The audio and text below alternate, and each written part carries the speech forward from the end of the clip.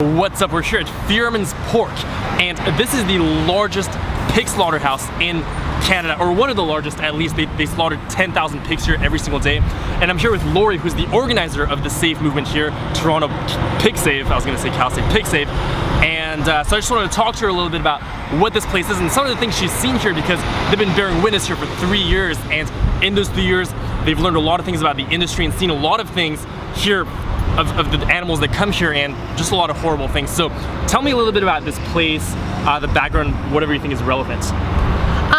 Well, maybe I'll just start with my story. Yeah, definitely. Is that in 2015, my daughter has a tutor down the street, and I was coming by, and every time I came by the slaughterhouse here, I saw the pigs, and I would start crying. And my daughter was in the back seat, and she said, you know, Mommy, why are you crying? And I said, because those pigs are gonna go and get slaughtered. And she said, well, why don't you go do something about it? So that kind of got me going. I was already vegan at the time, but I was kind of, you know, and that's... You were already vegan at the time? I was already vegan. Your daughter was vegan? My daughter's vegan. Okay.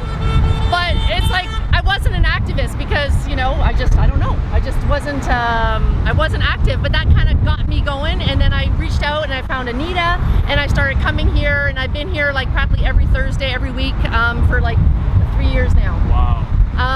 And yeah, I've seen a lot of terrible things in those trucks. Two reasons that I come, or the one reason is because of empathy, right? And a lot of people say, well, you know, why do you come? They're going to get slaughtered anyways. You can't save them. But if it was you on those trucks, right, and you were going to go die, and someone said, you know, I'd like to offer you some love before you go into the slaughterhouse, you would say yes, right? You would want that, right? And a lot of times, every single time I'm there, I connect with at least one pig. For every time we see a truck, I connect with at least one pig, and as soon as I start talking to them, and I never wear my glasses, I look them in the eye and I say, I love you, and I wish you weren't in there, and we're trying really hard, and lots of them come forward. They know we're there, they sense our energy. While we're bearing witness, maybe someone comes by and says something really derogatory and screams, and the pigs immediately back away because they feel that bad energy, and they're extremely sensitive animals. So when we're there, they know we're there because we love them. We give them a little bit of peace before they get slaughtered.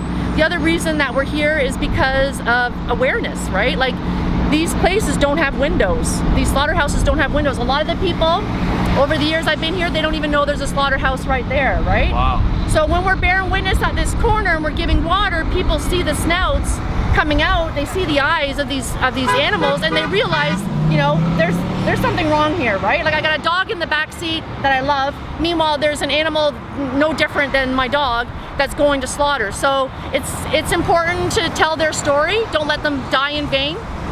And thank goodness for the internet, because we post all these pictures on the internet. People see them, people make changes, say, you know what, why am I eating animals? You know, I've been taught that I'm supposed to or I have to, but now things have changed. I don't need to eat them. The only reason I'm eating them is because I like to, and is that a reason to put someone through all that stress? So, yeah, so we've seen animals here that are dead.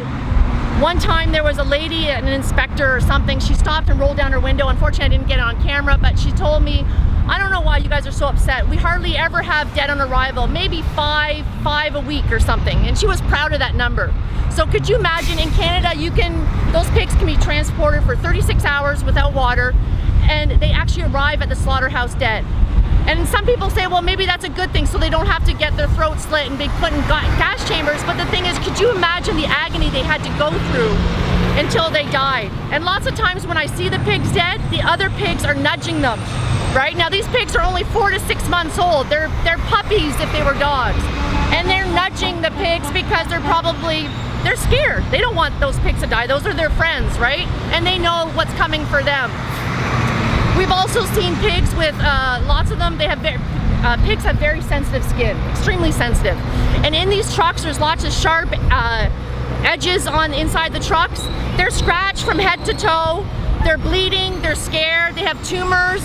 They have like broken, like you can see, like, I don't know if their arms are broken, but their limbs are kind of hanging, like they're not functioning anymore.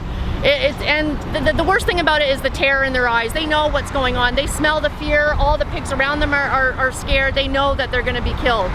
Yeah, and I mean, like, I've just borne witness to the first truck here. It's my first time here, so okay. That was the first truck I've seen like at this slaughterhouse. But I have to say that, like, looking in the pig's eyes, was absolutely so heartbreaking. And I saw a lot, you could really feel their emotions. Yes. And I saw a lot of them, they had like red eyes, they looked exhausted, they were panting. It was so black and white that they were suffering. Yes. So I want to ask you, what I saw in that truck, is that the typical truck here? That is the typical, I would say, yes. Okay. In the hot months, it is much worse. So it doesn't really get better than that, if that's kind of... Yeah, that's what I want to ask, because people could see this. I could put footage of like this truck, and then people could be like, oh, but maybe it's this truck. But you told me that you've been here for 3 years, and this is what comes here every single day. Every single time, absolutely. Which is crazy. So another thing that I wanted to ask you about is, earlier you told me how like in Canada, you can actually look at the government's website to see how many animals are being killed here, and ultimately like how many animals go to waste. Yes. So tell me a little bit about that. Okay, so if you go to the Canadian Food and Inspection Agency website, they report on, I'm not sure about the chickens, but at least the cows and the pigs, they report on how many cows and pigs are killed in Canada on a monthly basis. And of those that are killed, they also report on, the ones that are killed and also the ones that they throw in the garbage. And these are the ones that are dead on arrival, because when the pigs are here dead on arrival, they cannot sell them. So they basically have to throw them in the garbage. So there's pigs dead on arrival, there's pigs that die from a lot of them are heart attacks. I've seen the inspection report from Fearman's, and you can get that from the Freedom of Information. You can ask for a slaughterhouse inspection report. So I've seen the slaughterhouse inspection report for Fearman's. A lot of the pigs that are dead on arrival are from heart attacks. So they're basically scared to death, you know. Wow. And do you know off the top of your head like how many animals like go to waste according to that estimate? Like, okay, so like in July, I think it was like at least 6,000 went to waste, pigs. In 1 month? In 1 month. 6,000 in 1 month? 6,000 in July. Crazy. July's the bad month because it's the heat. And I'm guessing that's also a conservative estimate because it doesn't take into account many things. Like, oh yeah. It probably doesn't take into account the piglets who die as piglets. Oh yeah. And all that. Oh, that's just in transportation. That doesn't count all the pigs. Like when you're a runt when they have the mother gives birth and she's in the crate and stuff like that, the runts, they can't sell them, so they just smash their heads on concrete. And in Canada, that is normal practice, to smash the pig's head on concrete to kill them. So that doesn't even take into consideration all the terrible things that happen in the factory farms. This is just in transportation. Yeah, which is crazy if you think about it, because one of the things that we protest as animal rights activists in general is that animals are seen as commodities and yes. property by these industries. I mean, legally, I'm guessing they're property here, same as everywhere yes. else in the world, basically. And what happens is that because of that, you know, things like dead animals are seen as just a waste product that doesn't matter. Absolutely. And even you can see that even the numbers just in transportation doesn't even take into account the whole process.